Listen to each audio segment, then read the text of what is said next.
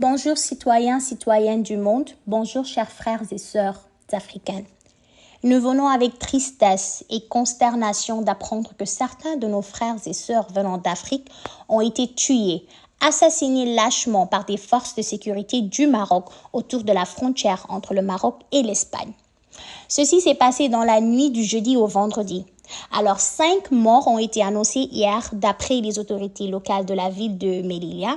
Mais aujourd'hui, nous venons d'apprendre que le bilan est passé à 18 morts, plus de 18 morts, selon le Premier ministre espagnol, M. Pedro Sánchez.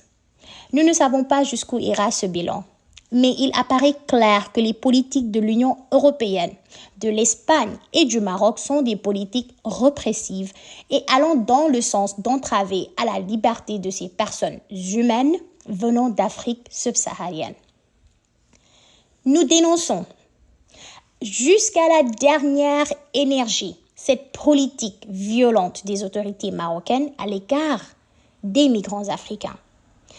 Cette situation ne peut pas prospérer. Mais nous avons l'impression que les autorités africaines, notamment le président de l'Union africaine, M. Macky Sall en particulier, prennent une posture des spectateurs. Nous exigeons que très rapidement qu'ils se saisissent de ce dossier afin de nous présenter des chiffres fiables sur les nombres de victimes par pays. La vie humaine est sacrée. Il n'y a pas une vie plus importante qu'une autre. Donc ces migrants sont des êtres humains et leurs vies doivent être protégées. Il n'y a pas une loi permettant à un État de tuer des civils désarmés qui ont le seul tort de se déplacer à la recherche de meilleures conditions de vie après avoir été dépouillés de leurs richesses dans leurs pays respectifs. Donc, nous parlons avec le cœur meurtri.